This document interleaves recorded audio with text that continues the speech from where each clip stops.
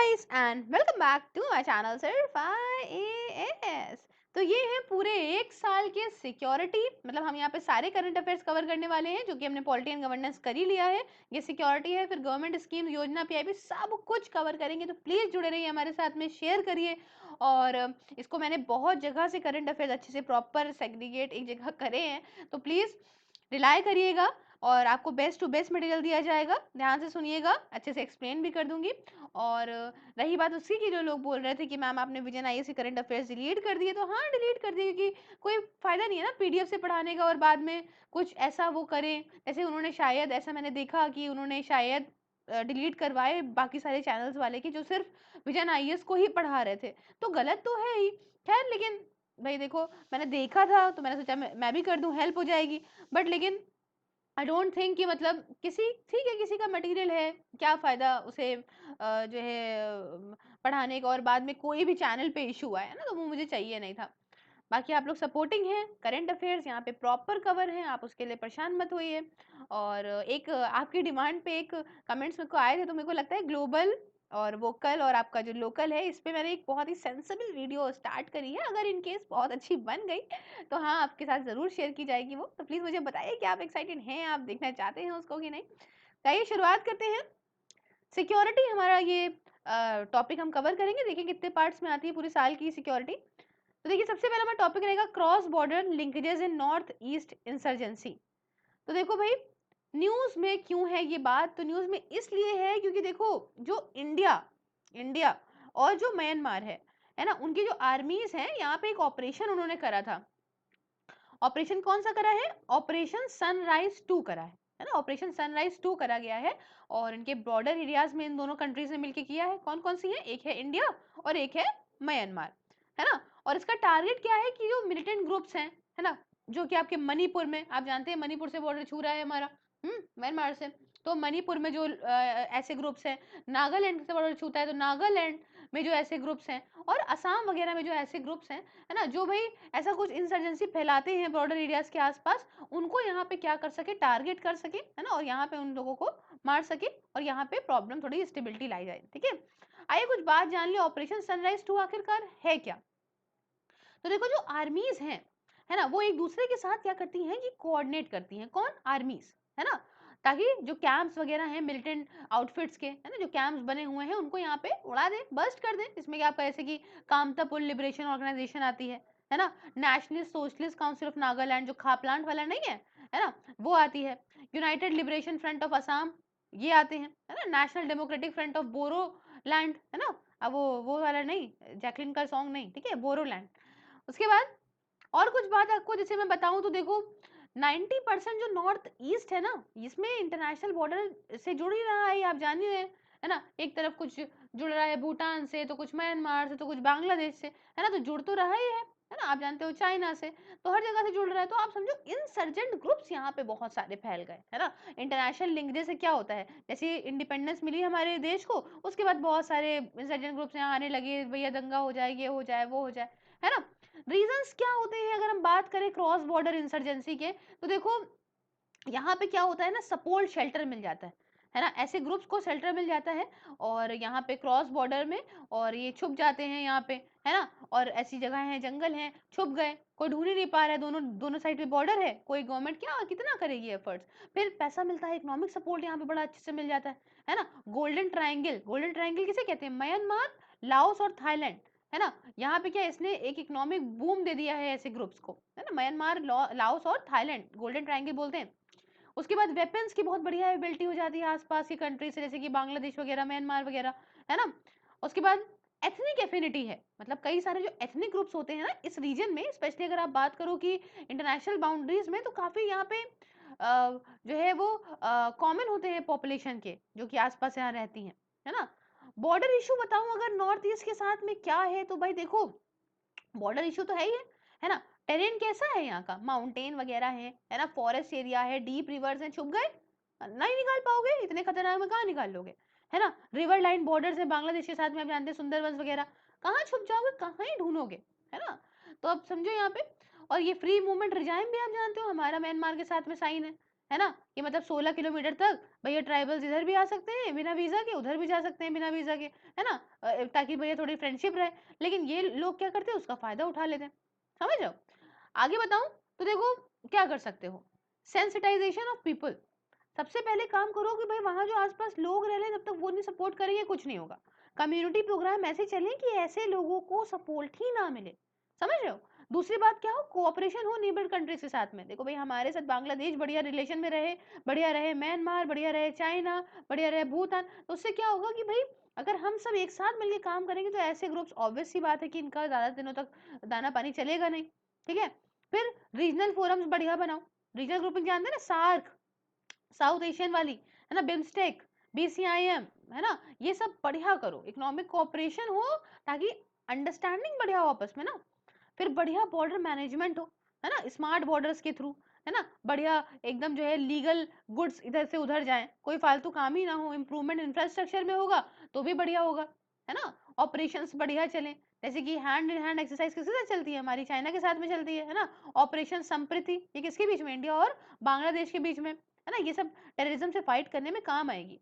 Operation all clear, ये क्या है, भूटान के द्वारा है, ये लैंडमार्क ऑपरेशन था जो कंडक्ट हुआ था आसाम के सेपरेटिस्ट इंसर्जेंट ग्रुप्स के अगेंस्ट, है ना। और कहाँ हुआ था, in the southern reason of Bhutan में हुआ था, क्या नाम था, ऑपरेशन ऑल क्लियर, सब साफ कर देंगे, ठीक है, समझ में आई। नेक्स्ट बात करें, स्ट्रेटेजिक पार्टनरशिप पॉलिसी की बात करते हैं। तो देखो न्यूज में मामला इसलिए रहा, कोई गवर्नमेंट जो हमारी भारत की है, इसने स्टार्ट करा है acquisition of defence infrastructure under the newly adopted strategic partnership policy. तो क्या मामला क्या है, गवर्नमेंट ऑफ इंडिया ने स्टार्ट करा है एक्विजिशन किसका, डिफेंस इंफ्रास्ट्रक्चर का, है ना, और ये नई पॉलिसी है स्ट्रेटेजिक पार्टनरशिप पॉलिसी के अंदर। तो देखो क्या है ये स्ट्रेटेजिक पार्टनरशिप पॉलिसी, आओ जाने। तो देखो ये क्या करती है, प्रमोट करती है इंडियन के प्राइवेट सेक्टर पार्टिसिपेशन को डिफेंस मैन्युफैक्चरिंग में। अब प्राइवेट सेक्टर कहाँ आ जाएगा, डिफेंस मैन्युफैक्चरिंग में आ जाएगा, है ना। इसको अप्रूव किसने करा है, डिफेंस एक्विजिशन काउंसिल ने कर दिया है, 2017 में कर दिया था, है ना। और डिफेंस प्रोक्योरमेंट प्रोसीजर के अंदर प्लेस भी करा गया था ये 2016 में, है ना। उसका टाइटल था revitalising defence industrial ecosystem through strategic partnership, है ना, रिवाइटलाइज करना डिफेंस इंडस्ट्रियल इकोसिस्टम को अपने स्ट्रेटेजिक पार्टनरशिप के थ्रू, ठीक है। जो इस मॉडल का कॉन्सेप्ट है ये पहली बार सजेस्ट करा गया था किसके द्वारा, धीरेन्द्र सिंह कमेटी, कौन सी कमेटी थी, धीरेन्द्र सिंह कमेटी। और पार्टनरशिप मॉडल जो है वो ब्रॉडली दो तरह के टूल क्रिएट करता है, एक इंडियन प्राइवेट कंपनीज के लिए और दूसरा फॉरेन, मतलब कि ओरिजिनल इक्विपमेंट मैन्युफैक्चरर के तौर पे। और एम क्या है, एम है देखो जॉइंट वेंचर जो होता है इंडिजिनियस प्राइवेट सेक्टर और ग्लोबल डिफेंस मेजर्स के बीच में बढ़िया प्रमोट करना। हम्म और यहाँ पे जो है ये जो ये थोड़े बहुत इंडियन प्राइवेट कंपनीज हैं इनको डिजाइन करा गया है स्ट्रेटेजिक पार्टनर्स के तौर पे, है ना, स्ट्रेटेजिक पार्टनर के तौर पे करा गया है इंडियन प्राइवेट कंपनीज को, यहाँ पे रोल निभाएंगी कि सिस्टम इंटीग्रेटर का, है ना, और एक बढ़िया सा डिफेंस इंडस्ट्रियल फाउंडेशन यहाँ पे रखेंगी। अब गवर्नमेंट जो है वो यहाँ पे कोऑप्ट करेगी, इनके साथ में गवर्नमेंट भी करेगी, है ना, गवर्नमेंट भी हेल्प करेगी for buy and make and government to government procurement programmes के लिए। तो भाई क्या सिग्निफिकेंस होगी, क्या इंपॉर्टेंस है इसकी, तो देखो सेल्फ रिलायंस हमारी होगी। सेल्फ रिलायंस की जानते हैं आप, कोविड-19 के बाद हमको क्या पता है कि सेल्फ रिलायंस की बहुत जरूरत है ना। तो सेल्फ रिलायंस होगी कैसे, हमारी इंडिजीनियस डिफेंस इंडस्ट्री ऊपर उठेगी, है ना, डिफेंस सेक्टर ऊपर उठेगा मेक इन इंडिया इनिशिएटिव में, समझ रहे हो। कंपटीशन बढ़िया होगा, एफिशिएंसीज बढ़िया होंगी, फटाफट काम होगा, है ना। उसके बाद जो है वो जो इंडस्ट्रियल जो है इकोसिस्टम है उसमें टियर्ड जो है इंडस्ट्रियल इकोसिस्टम जो है वो बनेगा, है ना, डेवलपमेंट होगा बढ़िया स्किल बेस का, बढ़िया चौकस एक्सपोर्ट भी हम कर पाएंगे। जो बहुत लंबा गैप चल रहा है ना यहाँ पे इंडियन प्राइवेट सेक्टर और मिनिस्ट्री ऑफ डिफेंस के बीच में, ये थोड़ा भरेगा। आप जानते हैं प्राइवेट सेक्टर और मिनिस्ट्री ऑफ डिफेंस के बीच में बहुत लंबा गैप जो है कि भाई गवर्नमेंट इन्वॉल्व नहीं होने देती है, तो यहाँ पे ये गैप भी भरेगा, है ना। और अगर आप बात करो तो क्या प्रपोज प्रोजेक्ट हैं जो इस मॉडल के अंदर लिए जाएंगे, तो उसके अंदर है एक देखो भाई 111 नेवल यूटिलिटी हेलीकॉप्टर्स, और दूसरी बात 6P-75 सबमरीन्स, ये भी यहाँ पे अंदर आएंगे, समझ रहे हो। अब जो सेलेक्टेड जो स्ट्रेटेजिक पार्टनर्स होंगे ना डिफेंस मिनिस्ट्री के द्वारा, यहाँ पे टाई किसके साथ करेंगे? फॉरेन ओरिजिनल इक्विपमेंट मैन्युफैक्चर के साथ में, जैसे कि हमने बताया वेपन वगैरह बनेंगे 4 सेगमेंट में। कैसे बनेंगे 4 सेगमेंट? कौन कौन से होंगे? एक होगा तुम्हारा फाइटर एयरक्राफ्ट, ठीक है, एक होगा फाइटर एयरक्राफ्ट, दूसरा होगा हेलीकॉप्टर, तीसरी होंगी सबमरीन और चौथी होगी armoured fighting vehicles on the main battle tanks. तो सब कुछ हो गया, जल थल और आपका वायु, तीनों ने कवर हो गया। जो गवर्नमेंट का एम है, ये एम बता दे तो 1,70,000 करोड़ रुपए का मिलिट्री गुड्स वगैरह जो है वो सर्विसेज वगैरह लेनी है 2025 तक। ठीक है, इतनी बात समझ में आ रही है? नेक्स्ट बात करें, नेक्स्ट टॉपिक रहेगा रिपोर्ट ऑन ब्लैक मनी। तो बैकग्राउंड क्या है आओ जानते हैं। तो बैकग्राउंड ये है कि रिसेंटली क्या हुआ है कि स्टैंडिंग कमेटी ऑन फाइनेंस के ऊपर एक स्टैंडिंग कमेटी बनाई गई और उसने सबमिट करी है एक रिपोर्ट। इसका टाइटल क्या है? स्टेटस ऑफ अनअकाउंटेड इनकम या फिर wealth both inside and outside the country, है ना। इसकी एक क्रिटिकल एनालिसिस होगी। समझ रहे हैं क्या है स्टेटस? क्या स्टेटस है अनअकाउंटेड इनकम का या वेल्थ का, कंट्री के भीतर भी और कंट्री के बाहर भी है। अब क्या है, आइए बैकग्राउंड की बात करते हैं। तो बैकग्राउंड ये है इसका, ऑल्दो यहाँ पे कोई भी यूनिफॉर्म डेफिनेशन देखो है नहीं, है ना, कि क्या होती है अनअकाउंटेड इनकम ब्लैक मनी की, हमें तो पता ही नहीं है।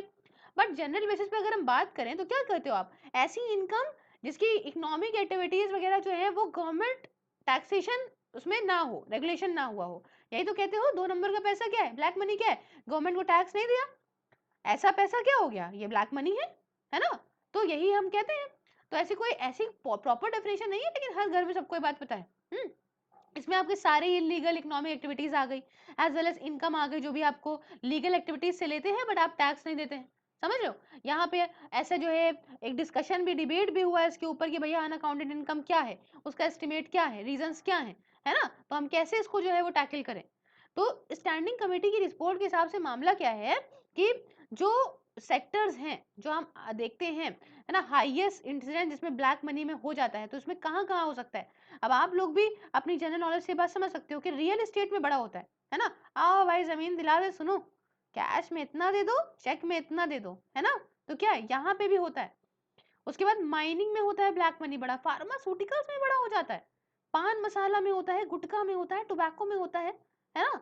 और ऐसे कुछ मतलब फिल्म इंडस्ट्री में भी बड़ा होता है। फिल्म इंडस्ट्री जानते हैं कितना ब्लैक मनी का पैसा लगता है, हाँ, एजुकेशन इंस्टीट्यूशन में, प्रोफेशनल्स में। तो कमेटी ने यहाँ पे अपनी रिपोर्ट को सबमिट करी है, प्रिलिमिनरी आप कह सकते हो रिपोर्ट है, और अभी इसको और चीजें भी स्टेक होल्डर्स और भी एग्जामिन करेगी।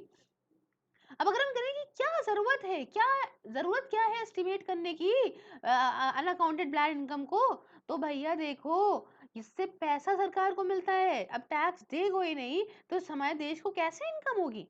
पैसा कमा रहे हो, टैक्स इवेट कर रहे हो, तो टैक्स नहीं दोगे तो क्या होगा? एडिशनल ग्रोथ बढ़ेगी ही नहीं, है ना, शैडो इकोनॉमी बढ़ती जाएगी और ये हमारा सोशल वेलफेयर को इफेक्ट करेगा। सरकार के पास पैसा नहीं होगा, वो गरीबों को देगी कहाँ से, है ना। अमीर अमीर होता जाएगा, गरीब फिर से गरीब होता जाएगा। और सोशल वेलफेयर की अगर मैं बात करूं तो देखो इसमें क्या आता है, लेबर पॉलिसी आ गई, फिजिकल पॉलिसी आ गई, है ना। किस तरह से आप नेशनल इनकम को जो है अकाउंट करते हो ऐसे अनअकाउंटेड इनकम से।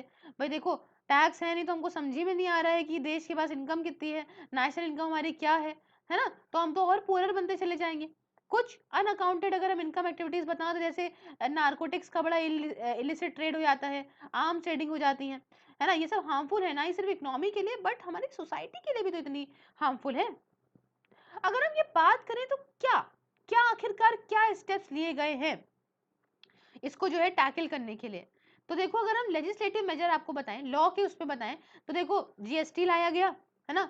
अब एक एक एक्ट आया था, enactment of black money undisclosed foreign income and assets and imposition of tax act आया था 2015 का, है ना।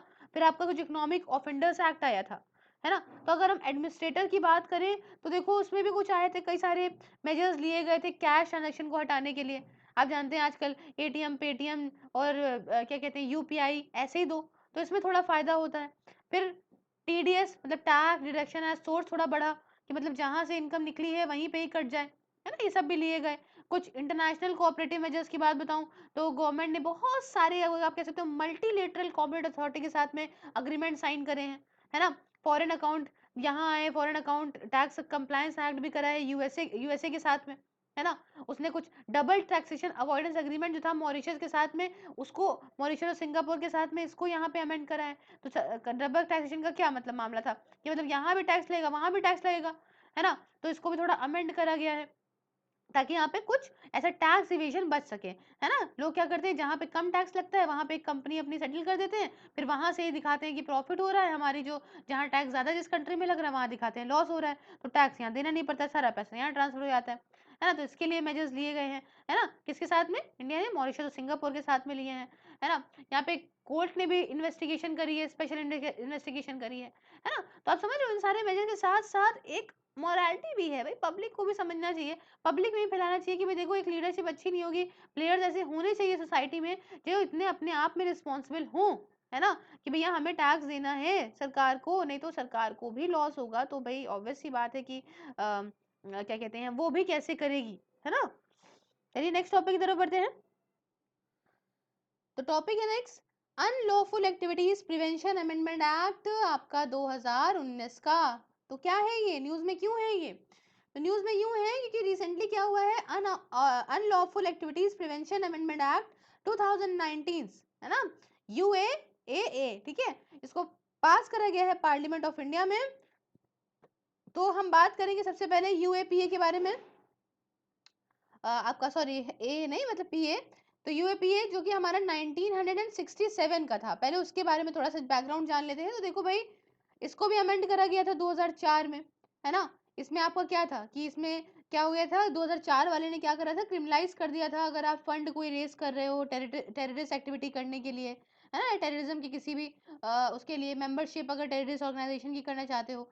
फिर एक अमेंडमेंट 2008 में इसी का आया, इसमें क्या हुआ, स्कोप थोड़ा और बढ़ा कि मतलब आप जैसे कि प्रॉपर्टी की डेफिनेशन को बहुत एक्सपैंड करा गया, है ना। International convention for the suppression of financing of terrorism वगैरह, इसकी रिक्वायरमेंट के लिए प्रॉपर्टी को काफी एक्सपैंड करा गया, क्या क्या चीजें हो सकती हैं कि जब्त कर लेंगे हम, है ना। एक जो नया सेक्शन 51A उस समय डाला गया था, इसको भी डाला गया था United nation security council resolution में, है ना। तो ये सब डाला गया था, तो ये सब उस समय चल रहा था। फिर 2012 में भी इसके अंदर एक अमेंडमेंट आया था, उसमें क्या हुआ था, इसने एक्सपैंड किया था जो पुरानी डेफिनेशन थी टेररिस्ट एक्ट की, उसको और एक्सपैंड करा था, है ना। तो अब अभी हम इसकी बात करें 2019 वाले की, तो उसके बैकग्राउंड की अगर हम बात करें तो जो यूएपीए था मतलब अनलॉफुल एक्टिविटीज प्रिवेंशन एक्ट, जो कि 1967 का था, ठीक है, जो 67 वाला था, उसको क्यों रखा गया था, वो इसलिए रखा गया था कि भाई देखो हमें अनलॉफुल एक्टिविटीज जो होती है ना इंडिविजुअल या फिर एसोसिएशन के द्वारा, तो ये सब हम उसको प्रिवेंट कर सकें, है ना। क्यों करा गया, कब करा गया था ये, जब इंडो चाइना की वॉर हुई थी, है ना, इंडो चाइना की वॉर हुई थी उसके बाद की बात है ये करा गया था। और जो है यहाँ पे उस समय थ्रेट पोस्ट करा गया था डीएमके के द्वारा, जो कि कंटेस्ट करे थे इलेक्शन तमिलनाडु में, है ना। और तो ये सारी बातें हुई थी, उसके बाद ये आया था। तो अब क्राइम का देखिए नेचर भी बदल रहा था, जरूरत भी थी लीगल प्रोविजंस कुछ करने की जो ऐसे क्राइम को डील करें, तो इसका स्कोप उस समय बढ़ाया गया था। अब साथ ही साथ अब देखिए 2019 का जो अमेंडमेंट आया, इसने क्या करा, इसने कुछ एस्पेक्ट्स और लेकर आया, है ना। तो क्या अमेंडमेंट में क्या अमेंडमेंट करे गए हैं लेजिस्लेशन में, उस बारे में बात करेंगे। तो स्कोप टेरर एंटिटीज का बढ़ा है ना।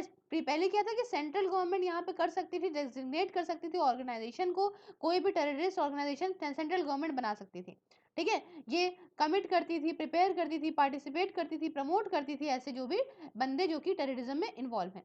अब क्या हो गया है, गवर्नमेंट के पास पावर आ गई है कि वो इंडिविजुअल को भी जो है वो टेररिस्ट बना सकती है ना। अगर मतलब कोई टेररिस्ट है, ठीक है, तो पहले ऑर्गेनाइजेशन पूरी टेररिस्ट ऑर्गेनाइजेशन के तौर पे जो यहाँ पे रखी जाती थी, अब आप इंडिविजुअल को भी सरकार कर सकती है, ठीक है।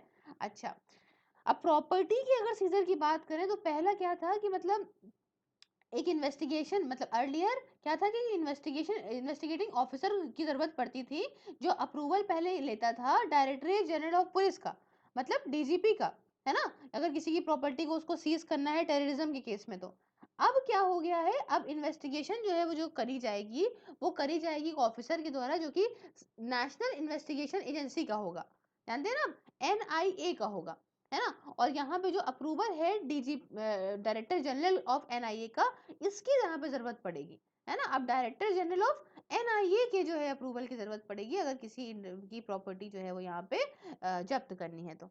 ठीक है, अब हम एम्पावरिंग एनआईए, यहाँ पे नेशनल इन्वेस्टिगेशन एजेंसी को एम्पावर करा गया है। पहले क्या था, इन्वेस्टिगेशन केसेस जो है वो ऑफिसर करते थे, जो कि मतलब डीजीपी के थे, मतलब डिप्टी सुपरिटेंडेंट थे, है ना, सॉरी या फिर असिस्टेंट कमिश्नर थे पुलिस के, ठीक है, डीएसपी वगैरह थे।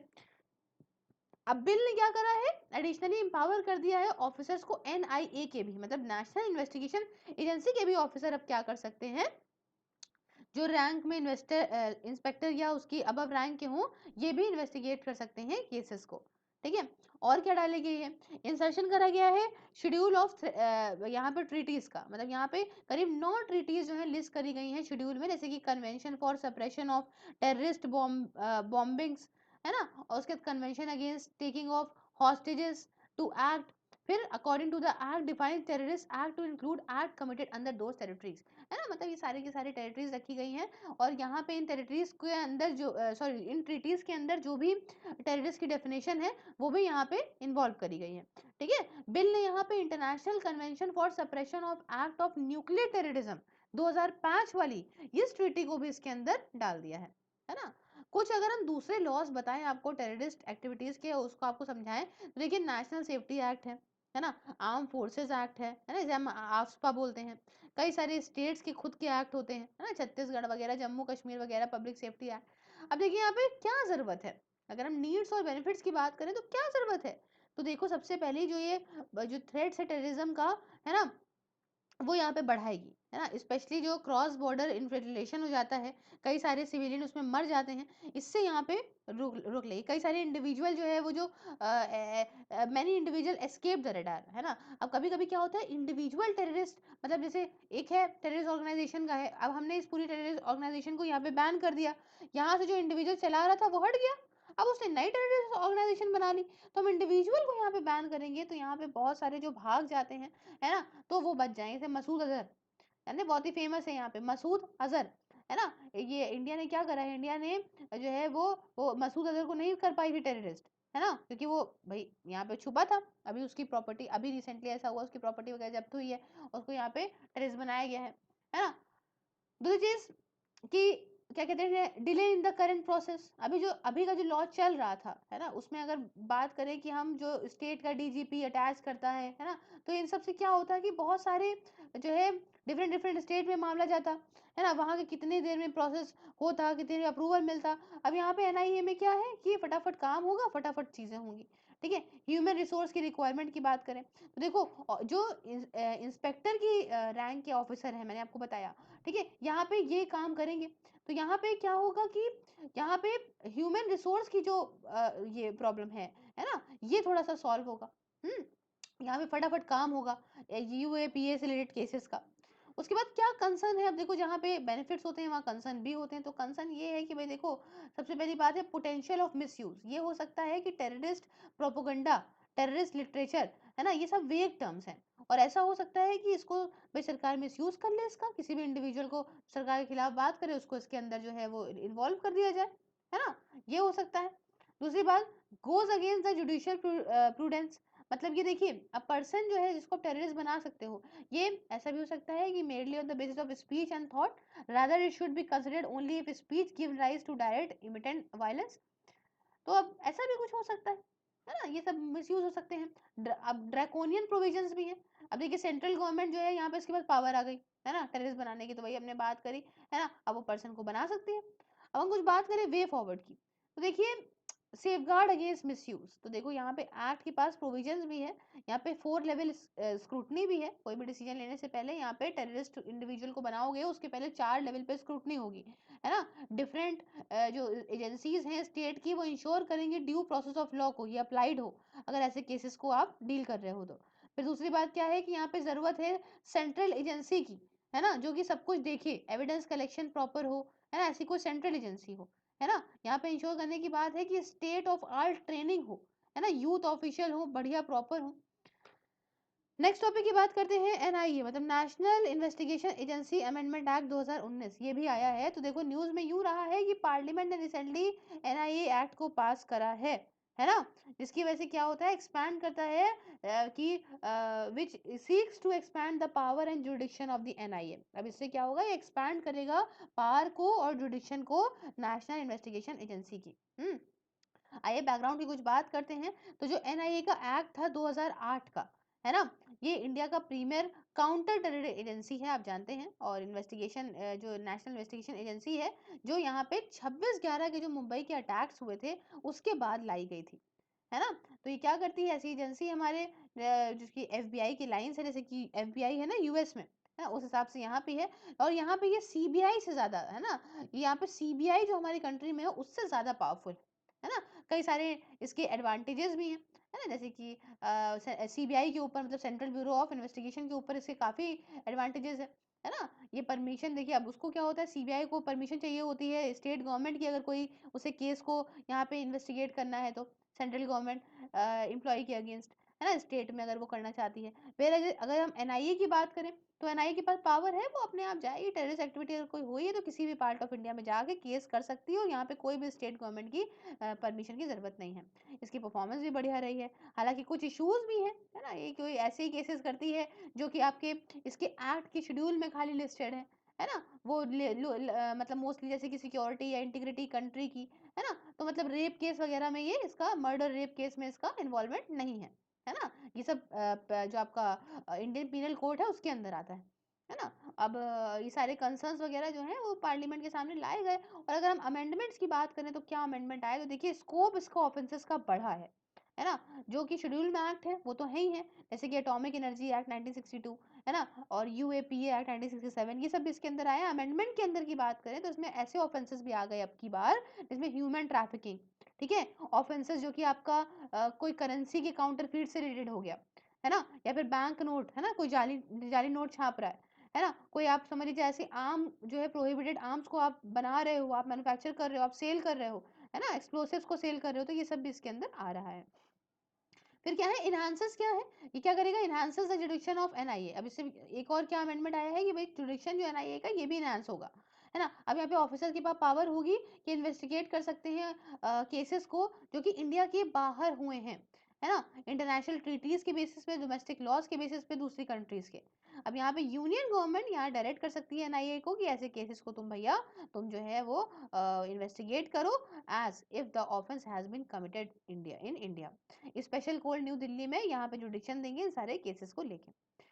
उसके बाद फिर क्या है, यहाँ पे क्या करा गया है कि एडिशनल प्रोविजन जो कि स्पेशल कोर्ट्स की हैं उसकी बात करें तो एडिशनल प्रोविजन क्या है, इसने अलाउ करा सेंट्रल गवर्नमेंट को कि भैया तुम स्पेशल कोर्ट्स को यहाँ पे कर सकते हो, है ना। अब सेंट्रल गवर्नमेंट डेजिग्नेट कर सकती है सेशन कोर्ट को स्पेशल कोर्ट के तौर पे, है ना, सेशन कोर्ट को बना सकती है स्पेशल कोर्ट के तौर पे, जो कि ट्रायल करेगा शेड्यूल ऑफेंसेस का। बट यहाँ पे कंसल्टेशन भी होगी chief justice of the high court की, है ना, जिसमें सेशन कोर्ट जो है जिसके अंदर वो सेशन कोर्ट फंक्शन कर रहा होगा, है ना। यहाँ पे जब एक से ज्यादा स्पेशल कोर्ट होंगे किसी भी एरिया में, तो जो सीनियर मोस्ट जज होगा वो यहाँ पे केसेस को डिस्ट्रीब्यूट कर देगा कोर्ट्स के बीच में। और आगे बताऊं तो स्टेट गवर्नमेंट साथ ही साथ डेजिग्नेट कर सकती है सेशन कोर्ट को स्पेशल कोर्ट के तौर पे ट्रायल करने के लिए ऐसे केसेस को। अब फेवर में अगर हम बात करें आर्गुमेंट के, है ना, तो फेवर में ये है कि भाई देखो टेररिस्ट अटैक्स इंक्रीज होंगे, मतलब जब प्रिवेंशन ऑफ टेररिस्ट एक्ट जो है उसके जब रिपील हुआ था, मतलब जो पोटा कहते हैं जिसको, पोटा जब रिवील हुआ था, तो इसके साथ ही साथ आपका मतलब जो है एजेंसी जो है inadequately arm to deal with such activities, है ना। तो ऐसी एक्टिविटीज के लिए आर्म ऐड करने के लिए फिर एनआईए आया।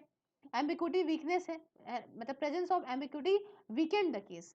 अभी तक क्या था, एनआईए जो है वो अप्लाई कर सकता था सेक्शंस, मतलब सिर्फ एक प्रिंसिपल ऑफेंस जो था शेड्यूल, मतलब जो इनके शेड्यूल के अंदर आते थे, सिर्फ इन्हीं पे ही ये डील करता था एनआईए अभी तक।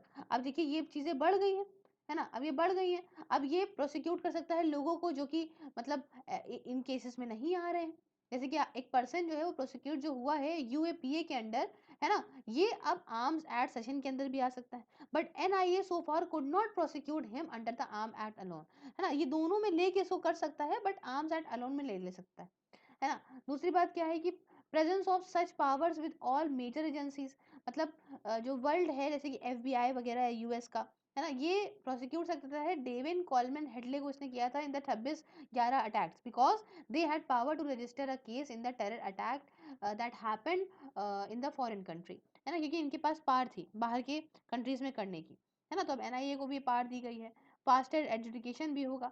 आर्ग्यूमेंट अगेंस्ट क्या है इस अमेंडमेंट की अगर हम देखें तो पोटेंशियल ऑफ मिसयूज, ये हो सकता है कि भाई देखो मिसयूज ना हो जाए, है ना, कई सारे ऑपोजिशन लीडर्स ये बात कहते हैं कि बिल और अक्यूज भाई गवर्नमेंट कर सकती है, गवर्नमेंट का इसमें मिसयूज कर सकते हैं ये एंटी टेरर लॉ के अंदर, जो बाकी के एमपीज हैं या मतलब पर्टिकुलर कम्युनिटी है उनके खिलाफ गवर्नमेंट इसको वेपन की तरह यूज कर सकती है, या जुडिशरी इज ऑलरेडी ओवरबर्डन, आप जानते हैं जुडिशरी के पास ओवर ऑलरेडी इतना खर्चा है, मतलब खर्चा कह रही हूँ, मतलब ऑलरेडी इतना ज्यादा जुडिशरी के ऊपर भार है, तो ये तो प्रॉब्लम है, ये तो प्रॉब्लम है कि मतलब सेशन गोल्ड के ऊपर और ज्यादा प्रेशर डाल देंगे तो जुडिशरी और ज्यादा बर्डन हो जाएगी, है ना। और आगे बताऊं तो देखिए जो फंक्शनिंग है ना ये कि ये डिपेंड नहीं करनी चाहिए पॉलिटिकल मैंडेट पे, ये बात तो होनी चाहिए, है ना, अपने आराम से इंडिविजुअल होके वो काम करे, है ना, और इंडिपेंडेंट होके काम करे तो थोड़ा सा भला हो सकता है।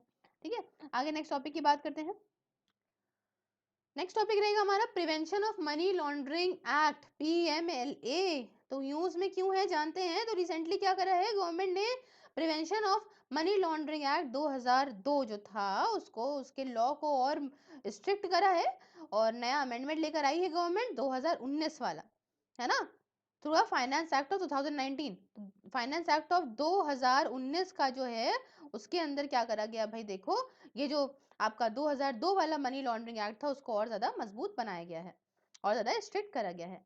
तो क्या है नया अमेंडमेंट जानते हैं, तो जो डेफिनेशन है प्रोसीड्स ऑफ क्राइम की, है ना, इसे और जो है वाइड करा गया है और बढ़ाया गया है। अब इसमें प्रॉपर्टीज वगैरह भी आएंगी, एसेट्स वगैरह भी आएंगे जो कि क्रिएट होते हैं किसी क्रिमिनल एक्टिविटी से, समझ रहे हैं, अगर कोई क्रिमिनल एक्टिविटी से कोई प्रॉपर्टी या कोई एसेट आप बनाते हो तो भी इसके अंदर आएगा, इवन ये भी बात, even if it is not under prevention of money laundering act and till will now and it will now be considered as relatable offence. तो देखो रिलेटेबल ऑफेंस तो मतलब मामला क्या है यहाँ पे कि अगर ये ऐसे कोई भी क्राइम मतलब ऐसा कोई एसेट्स वगैरह अगर ये आता नहीं है आपका prevention of money laundering act के अंदर तब भी ये जो है यहाँ पे इंक्लूड होगा, है ना, इसमें आप रिलेटेबल ऑफेंस भी होगा और दूसरे कुछ अमेंडमेंट जो है जो लाए गए हैं to remove the grey areas and ambiguity in PMLA act, है ना, कुछ ऐसे अमेंडमेंट भी लाए गए हैं जो जो थोड़ी एम्बिग्विटीज हैं, थोड़ा जो छुपा हुआ है चीजें जैसे क्लियर नहीं है ना, उसको भी यहाँ पे क्लियर करने के लिए पीएमएलए एक्ट की।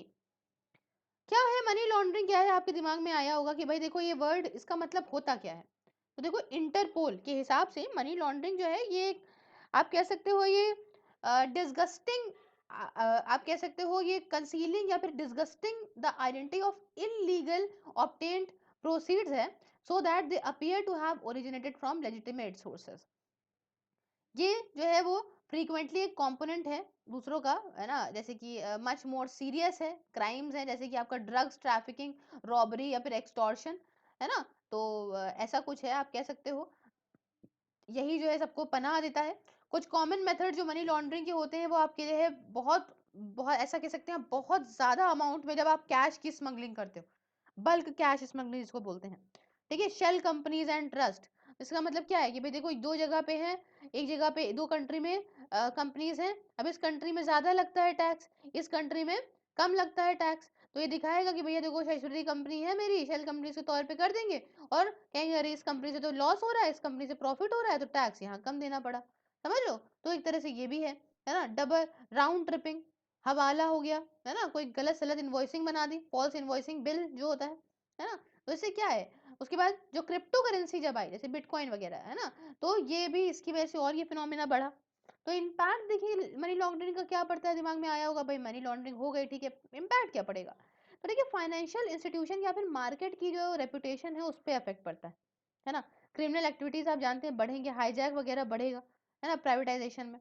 और आपका इकोनॉमिक की बात करें तो देखो रिसोर्सेज कहाँ है कहाँ नहीं हमको पता नहीं, मिसलोकेट होते हैं, फॉरेन इन्वेस्टर नहीं आने चाहते यहाँ पे, है ना, टैक्स इवेजन कल्चर बढ़ जाता है ना, लोग टैक्स ज्यादा चुराने लगते हैं, तो फिर क्या होता है कि एक्सचेंज या इंटरेस्ट रेट जो है यहाँ पे उनमें बड़ा ही वोटैलिटी होती है, ऊपर नीचे हुआ करते हैं। अब देखो भाई हमने सब बात कर ली, तो फ्रेमवर्क क्या रखा है प्रिवेंशन करने के लिए मनी लॉन्ड्रिंग को, है ना? क्या फ्रेमवर्क है प्रिवेंशन करने के लिए मनी लॉन्ड्रिंग को? तो देखो स्टैट्यूटरी फ्रेमवर्क की बात करें तो इसमें आपका आता है कि भाई देखो prevention of money laundering act 2002 का भाई यहाँ पे यूज करो, है ना? और कुछ बताऊं तो जैसे कि इन्फोर्समेंट डायरेक्टरेट जो है, ईडी जिसको बोलते हैं, इन्वेस्टिगेशन करने के लिए, प्रोसिक्यूशन करने के लिए केसेस का पीएमएल के अंदर, वो सब है। उसके बाद फाइनेंशियल इंटेलिजेंस यूनिट वगैरह रखी गई है इंडिया में, है ना, जिसे हम लोग FIU इंडिया बोलते हैं, जहाँ पे रिसीव करती हैं, प्रोसेस करती हैं एनालिसिस को, इंफॉर्मेशन को डिसेमिनेट करती हैं, है ना? तो ये सारी बात होती है, कोऑर्डिनेट करती हैं चीज़ों के साथ में। इंटरनेशनल को बहुत सारे इंटरनेशनल कोऑर्डिनेशन भी है, जैसे कि आपका आप जानते हैं फाइनेंशियल एक्शन टास्क फोर्स हमारी FATF, ये क्या है? FATF क्या है? बहुत सुना होगा फाइनेंशियल एक्शन टास्क फोर्स के बारे में। तो ये है, ये एक इंटर गवर्नमेंटल बॉडी है ना, कई सारी गवर्नमेंट के बीच में है। इसमें आपका ये एक ऑब्जेक्टिव के तहत एस्टैब्लिश करी गई थी कि भाई देखो कुछ स्टैंडर्ड रख दिए जाएंगे जिससे हम यहाँ पे प्रमोट करेंगे एक बढ़िया लीगल, है ना, और रेगुलेटरी या ऑपरेशनल मेजर्स लेंगे ताकि हम मनी लॉन्ड्रिंग को लेके या टेररिस्ट को लेके लड़ सकें। ठीक है, फिर आपका एशिया पैसिफिक ग्रुप भी है, ये आपका कंट्रीज के साथ में जो कि एशिया और पैसिफिक की हैं उनके साथ में काम करता है ताकि यहाँ पे एक रीजनल कमिटमेंट हो। उसके बाद है basal convention on banking regulation and supervisory practices. आप जानते हैं ये इसने एक स्टेटमेंट को इशू करा है प्रिंसिपल को लेकर, जिसका एम है इनकरेज करना बैंकिंग सेक्टर को, है ना, कि वो एक ऐसी कॉमन पोजीशन अडॉप्ट करें ताकि यहाँ पे बैंक्स वगैरह जो है वो अपना कुछ हाइड ना करें, मतलब कुछ ऐसा लॉन्ड्रिंग ना हो सके वहां से, जितनी फंड की जरूरत होती है वो वहां पे ना चले जाएं, क्रिमिनल एक्टिविटीज वाले ना चले जाएं, है ना? इंडिया आप जानते हो सिग्नेटरी यहाँ पे international convention for suppression of financing of terrorism 1999 का, इसमें भी जो है वो उसका सिग्नेटरी है ना? मतलब ये क्या है, यूनाइटेड नेशन का कन्वेंशन है जो कि किसे डील करता है, अगेंस्ट ट्रांसनेशनल ऑर्गेनाइज्ड क्राइम, और इसके साथ भी है। उसके बाद आपका जो है United nation convention against corruption 2003 वाला, उसका भी सिग्नेटरी है ना? तो जो जानते हैं क्या, कुछ बातें जानते हैं हम prevention of money laundering act 2002 को लेके। तो देखो इसका ऑब्जेक्टिव क्या है, मेन जानते हैं कि भाई देखो जैसे नाम से लगता है, कंट्रोल और प्रिवेंट करना मनी लॉन्ड्रिंग को, फिर कन्फिस्केट कर लेना, जब्त कर लेना या सीज कर देना प्रॉपर्टी जो कि मनी लॉन्ड्रिंग से बनाई गई हो। तीसरी बात, डील करना कोई भी दूसरे इशू के साथ भी जो कि मनी लॉन्ड्रिंग के साथ कनेक्टेड हो। ठीक है, और क्या कहता है ये, और ये कहता है, डेफिनेशन देता है ऑफेंस की मनी लॉन्ड्रिंग की, है ना? क्या है मनी लॉन्ड्रिंग का ऑफेंस? तो मतलब डायरेक्टली या इनडायरेक्टली कोई अटेम्प्ट अगर आपने करा है अपनी सोच समझ में, है ना, या पार्टली भी सोच समझ के करा है, पूरी तरह से होशो हवास में भी करा है, तब जानने समझने के बाद एक्चुअली आप इन्वॉल्व हो कोई ऐसी एक्टिविटी में जिसकी वजह से क्राइम या कुछ ऐसी प्रॉपर्टी बनती हो उसमें जो इन्वॉल्व हो, तो इसको हम यहाँ पे मनी लॉन्ड्रिंग कहेंगे, है ना? फिर तीसरी बात क्या है कि एक्सपैंड करता है रीच एक्ट की, कैसे कई सारे दूसरे क्राइम्स को ऐड करके अंडर लेजिस्लेशन। उसके बाद आपका ये प्रिस्क्राइब करता है ऑब्लिगेशन बैंकिंग कंपनीज पे, फाइनेंशियल इंस्टीट्यूशंस पे, इंटरमीडिएटरीज पे। क्रॉस बॉर्डर मनी लॉन्ड्रिंग भी इसके अंदर आती है ना, एक बॉर्डर से दूसरे बॉर्डर में अगर इंफॉर्मेशन का मसला हो रहा है ना, या कुछ ऐसा हो रहा है कि दो बॉर्डर के बीच में कुछ ऐसी इंसर्जेंसी चल रही है। स्पेशल कोर्ट्स की बात करें तो इसने कई सारे स्टेट्स में, यूटीज में सेंट्रल गवर्नमेंट ने यहाँ पे कंडक्ट करा है, सेंट्रल गवर्नमेंट ने यहाँ पे ऐसे कोर्ट्स करे हैं जो कि ऑफेंसेस जो आपके हैं मनी लॉन्ड्रिंग रिलेटेड वो यहाँ पे डील करे जाते हैं। अब अगर हम बात करें क्या चैलेंजेस आते हैं टैकल करने के लिए इस मनी लॉन्ड्रिंग को, तो देखो ग्रोथ ऑफ टेक्नोलॉजी, है ना? तो यहाँ पे मामला क्या है, जो इन्फोर्समेंट एजेंसीज हैं ये बहुत ज़्यादा ग्रोइंग टेक्नोलॉजी के साथ डील नहीं कर पा रही हैं। अब टेक्नोलॉजी ऐसे बढ़ेगी, क्राइम भी उस हिसाब से फटाफट फटाफट बढ़ते जाते हैं, है ना? और आप कह सकते हो कि पर्पस जो केवाईसी नॉर्म्स का था, मतलब जो है नो योर कस्टमर, तो केवाईसी जानते हैं ना, नो योर कस्टमर, इसका जो है फुलफिलमेंट पूरी तरह से हुआ नहीं है ना, ये जो है आप कह सकते हो प्रॉब्लम यहाँ हवाला ट्रांजेक्शन वगैरह की चल रही है। फिर wide spread act of smuggling, smuggling भी बहुत हो रही है, आप ये भी जानते हैं। यहाँ पे काफी कमी है आपकी कॉम्प्रिहेंसिव इन्फोर्समेंट एजेंसीज को लेके। फिर बात करें अगर हम, तो देखो यहाँ पे टैक्स हेवन कंट्रीज भी हैं बहुत सारी, है ना, जैसे कि मान लो यही मैंने आपको जैसे बताया था, है ना, कि फाइनेंशियल सीक्रेसी लॉज वगैरह ऐसे हैं कि बहुत सारे, मतलब आप समझ रहे हो, यहाँ पे टैक्स बचाने के लिए दूसरी कंपनीज को एस्टैब्लिश कर देते हैं, और जिस कंट्री में मेन कंपनी है वहां पे लॉस भी होता है ना? और आगे कुछ बातें बताऊं तो देखिए यहाँ पे कुछ मतलब ऐसा कुछ नहीं, अवेयरनेस एजुकेशन की बहुत जरूरत है ना, लोगों को पता हो चीजें तो लोग भी उस हिसाब से फिर काम करेंगे, है ना? लॉ इन एवरी कंट्री, ऐसा कुछ इम्पैक्ट हो कि मनी लॉन्ड्रिंग के लिए हर कंट्री में एक ऐसा लॉ हो जो काफी स्ट्रिक्ट हो, प्रॉपर कोऑर्डिनेशन बैठे सेंट्रल और स्टेट्स के बीच में, है ना, कुछ स्पेशल डीलिंग सेल हो, मनी लॉन्ड्रिंग एक्टिविटीज के साथ में, है ना। तो ऐसा कुछ प्रॉपर हो तभी कुछ बढ़िया से यहाँ पे हो सकता है। नेक्स्ट टॉपिक की बात करेंगे तो पुलिस रिफॉर्म्स की बात करते हैं। तो देखो न्यूज में क्यों रहा बिहार पुलिस, अब यहाँ समझिएगा बिहार पुलिस जो है वो बाइफरकेट कर रही है, दो हिस्सों में डिवाइड कर रही है अपनी पुलिस फोर्सेस को on the lines of investigation and law and order, है ना, एज पर द डायरेक्टिव जो कि दिए गए हैं सुप्रीम कोर्ट के द्वारा, है ना, under the landmark Prakash Singh case के अंदर जो है 2006 का केस था, उसके अंदर सुप्रीम कोर्ट ने यहाँ पे कुछ जो है वो डायरेक्शन दिए हैं, उसके अंदर बिहार पुलिस फोर्स जो है वो क्या कर रही है, बाइफरकेट कर रही है अपनी पुलिस फोर्स को, है ना, किस लाइंस पे, the lines of investigation and law and order. Okay, तो देखो क्यों इंडिया को जरूरत है पुलिस रिफॉर्म्स की, इस बारे में सबसे पहले हम कुछ बात जानेंगे। तो देखो यहाँ पे इतना थ्रेट बढ़ रहा है, इंटरनल सिक्योरिटी आप जानते हैं, है ना, बहुत ज्यादा जो है इम्पोर्टेंट है, और यहाँ पे पुलिस को बहुत ज्यादा जरूरत है कि इन सबको थ्रेट्स को डील करने के लिए, है ना। जैसे आप जान रहे हो आजकल साइबर अटैक्स बहुत ज्यादा बढ़ रहे हैं, बैंक वाले फ्रॉड बहुत ज्यादा हो रहे हैं, तो भाई साइबर अटैक्स बढ़ रहे हैं, बैंक फ्रॉड बढ़ रहे हैं, तो उसमें क्या है भाई, पुलिस का तो समझना है ना, इनको टेक्नोलॉजी सही से जाननी जरूरी है ना, ठीक है। उसके बाद myriad deficiencies in the police investigation, आप जानते हैं क्रिमिनल इन्वेस्टिगेशन में आपका स्किल ट्रेनिंग की काफी जरूरत होती है, टाइम रिसोर्सेज की जरूरत होती है, फॉरेंसिक कैपेबिलिटीज इंफ्रास्ट्रक्चर की जरूरत होती है। आप जानते हैं लॉ कमीशन जो है और जो सेकंड एआरसी है, इसने भी बात समझी थी कि जो स्टेट पुलिस ऑफिसर्स हैं ये रिस्पॉन्सिबिलिटी से नेग्लेक्ट हैं, क्योंकि ये इतने ज्यादा ओवरबर्डन है ना, इनके पास स्टाफ इतना कम है ना, कई सारे इनको काम अलग से दिए गए हैं और प्रोफेशनल यहाँ पे काफी कम है। तीसरी बात ये कि देखो यहाँ पे इंटरफेरेंस गवर्नमेंट काफी कर देती है ना, इससे भी यहाँ पे आप जानते हैं पुलिस लॉज जो है उसके हिसाब से सेंट्रल और स्टेट पुलिस फोर्सेस जो है वो सुपरिटेंडेंस में आती हैं कंट्रोल ऑफ पॉलिटिकल एग्जीक्यूटिव्स के, तो इसमें काफी पॉलिटिकल लोग काफी इंटरफेरेंस करते हैं। फिर इनएडुकेट पब्लिक पुलिस इंफ्रास्ट्रक्चर भी है, जैसे कि लोगों की कमी है ना, आप जानते हैं पुलिसमैन यहाँ पे काफी कम है। आपको बताऊं तो जो पुलिस पॉपुलेशन रेशियो है करेंटली 192 पुलिसमैन है पर लाख पॉपुलेशन पे, और ये आप समझिए ये आपका रिकमेंडेड जो यूनाइटेड नेशन ने किया है 222 पर लाख पॉपुलेशन पे, उससे कितना कम है ना। काम का काफी बर्डन है, सब इरिटेट रहते हैं, एफिशिएंसी इसी में कम हो जाती है कि इतना ज्यादा काम का बर्डन है ना, एक ही पुलिस वाले को ये भी करो वो भी करो वो भी करो, है ना। फिर एडुकेट वेपनरी है, वेपनरी जानते हैं कितनी पुरानी है ना, और जो कैग की रिपोर्ट के हिसाब से क्या है कि देखिए यहाँ पे ऑब्सोलीट आउटडेटेड ये लोग सब यूज कर रहे हैं, तो कैसे होगा। हम्म फिर पब्लिक पुलिस रिलेशनशिप बताएं तो पब्लिक का कॉन्फिडेंस देखिए कितना कम है, आदमी क्या कहता है पुलिस वाला है चोर होगा, है ना, तो ये सपोर्ट इस हिसाब से अगर उनको यहाँ पे करना पड़ेगा, पुलिस को भी बन के चलना पड़ेगा, पब्लिक का कॉन्फिडेंस जीतने की बहुत ज्यादा जरूरत है ना। फिर अगर मैं कुछ बताऊं अगर आपको कि क्या 7 डायरेक्टिव्स हैं जो सुप्रीम कोर्ट ने दिए हैं रिफॉर्म्स को लेकर, तो पहला ये है कि इन्होंने जो है कहा है कि क्या कहते हैं सेपरेट करना है इन्वेस्टिगेशन और लॉ एंड ऑर्डर फंक्शंस को पुलिस के, है ना।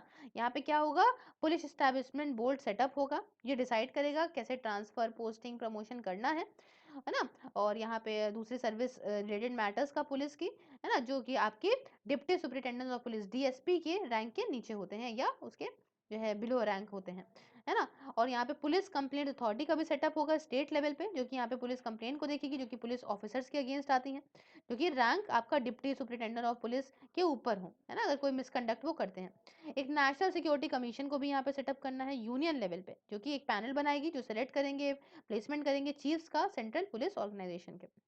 उसके बाद एक स्टेट सिक्योरिटी कमीशन को सेटअप करना है ना, ताकि यहाँ पे स्टेट जो है वो यहाँ पे अनवारंटेड इन्फ्लुएंस ना ले, है ना, पुलिस का, है ना, आप समझ रहे हैं, ले डाउन करें ब्रॉड पॉलिसी गाइडलाइन बढ़िया से हो। और एक रीसेंट स्टडी हुई है कॉमनवेल्थ ह्यूमन राइट्स इनिशिएटिव के द्वारा, कॉमनवेल्थ ह्यूमन राइट्स इनिशिएटिव के द्वारा, है ना, इसने यहाँ क्या है कि इसने स्टेट करा है कि करीब 10 सालों के बाद भी, है ना, ऐसे डायरेक्टिव के सुप्रीम कोर्ट के डायरेक्शन के सेंट्रल और स्टेट गवर्नमेंट अभी भी जो है वो कंप्लायंस के साथ नहीं कर पा रही है। सिर्फ 18 स्टेट जो है उन्होंने नए नए पुलिस एक्ट लाए हैं 2006 के बाद से, है ना, और वाइल दूसरे जो हैं वो सिर्फ गवर्नमेंट नोटिफिकेशन देते हैं, कोई सिंगल देता नहीं है ना, कोई सिंगल इनकॉर्पोरेटेड करी नहीं है किसी ने, है ना, कोर्ट की स्कीम के हिसाब से। तो अब ये सब करने की बहुत ज़रूरत है यहाँ पे। कंक्लूजन में अगर मैं आपको कुछ चीज़ बताऊँ तो देखो भाई जो पुलिस फोर्सेस हैं यहाँ पे, देखो यहाँ पे इनको ज़रूरत है कि ये इनको बस फ्रीडम हो, अपनी रिस्पॉन्सिबिलिटी बढ़िया से प्रोफेशनली निभाएं, है ना, अकाउंटेबल हो, अगर ये खराब कोई काम करती हैं, पुअर परफॉर्मेंस या मिसयूज करती हैं अपने पावर के, अगर आप पुलिस को फ्री करोगे तो भाई देखो ये है कि सबसे ज्यादा है पीपल्स पुलिस कहलाए, है ना, इंस्टेड ऑफ रूरल पुलिस यहाँ पे पीपल पुलिस हो तो थोड़ा मामला सही हो। तो यहाँ नेक्स्ट टॉपिक रहेगा, नेक्स्ट टॉपिक क्या, थोड़ी वीडियो यहाँ पे हमारी लंबी हो गई है, तो हमें ऐसा लगता है कि 44 मिनट्स की है, और आई थिंक यहाँ पे हमारे कुछ 4-5 पार्ट्स आएंगे, है ना, ये भी कंप्लीट हो जाएगा। तो ये वाली सिक्योरिटी की वीडियो थोड़ी आराम से ही चलाते हैं, और बाकी थोड़ी लंबी लंबी कर देंगे, ये वाली थोड़ी आराम से ही पढ़िए। तो यहाँ पे लेसन कंप्लीट होता है, पार्ट 2 लेकर आएंगे। अगर आपको वीडियो अच्छा लगा, लाइक करें, शेयर करें, सब्सक्राइब करें अपने चैनल सिर्फ आईएएस को। इन वीडियोस को अगर आप देखना चाहते हो फेसबुक पे, तो सिर्फ आईएएस के नाम से पेज है, देख सकते हो। बाकी ट्विटर, इंस्टाग्राम और टेलीग्राम की आईडीज मैंने यहाँ पे दे रखी हैं। Thank you so much for discussion, have a wonderful day ahead, and please share your wonderful views in the comment box. Keep supporting, thank you.